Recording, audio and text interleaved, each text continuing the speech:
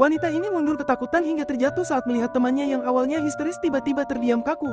Pria itu menatapnya dengan senyuman yang sangat lebar, kaku, dan sama sekali tidak wajar. Bukannya lari mencari bantuan, wanita ini terlalu syok untuk bergerak. Tanpa mengucapkan sepatah kata pun, pria itu mengangkat sebuah barbel besi yang sangat berat, lalu menghantamkannya langsung ke wajahnya sendiri berulang kali tanpa henti. Wanita ini hanya bisa menjerit dan mematung, menyaksikan temannya tewas mengenaskan dengan wajah hancur tepat di depan matanya. Sejak kejadian tragis yang ternyata mentransfer kutukan itu, hidupnya berubah menjadi neraka. Ia mulai merasa terus diawasi oleh sosok antagonis tak kasat mata. Puncaknya di malam hari, saat ia sedang merenung di apartemennya, lampu tiba-tiba padam total. Dalam kegelapan, ia mendapati seorang pria asing berdiri mematung di depannya, menatap dengan senyum iblis yang sama. Saat pria itu mendadak berlari kencang ke arahnya untuk menyerang, wanita ini dengan panik segera menyambar vas bunga untuk membela diri.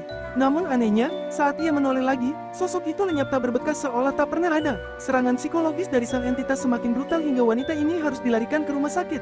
Namun teror iblis itu tak membiarkannya istirahat.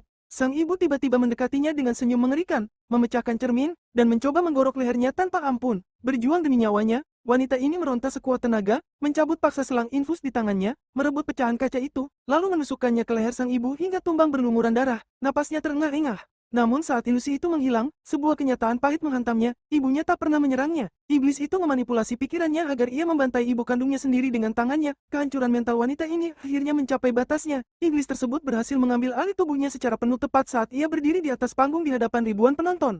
Tak mampu mengendalikan dirinya lagi, ia menoleh ke arah kerumunan, menyeringai dengan senyuman paling mengerikan yang pernah ada. Secara perlahan, wanita ini mengangkat mikrofon besinya, lalu menghantamkannya kuat-kuat hingga menembus matanya sendiri. Penonton berteriak histeris, tanpa sadar bahwa mereka semua yang melihat kejadian itu kini telah sah menjadi target iblis senyum berikutnya.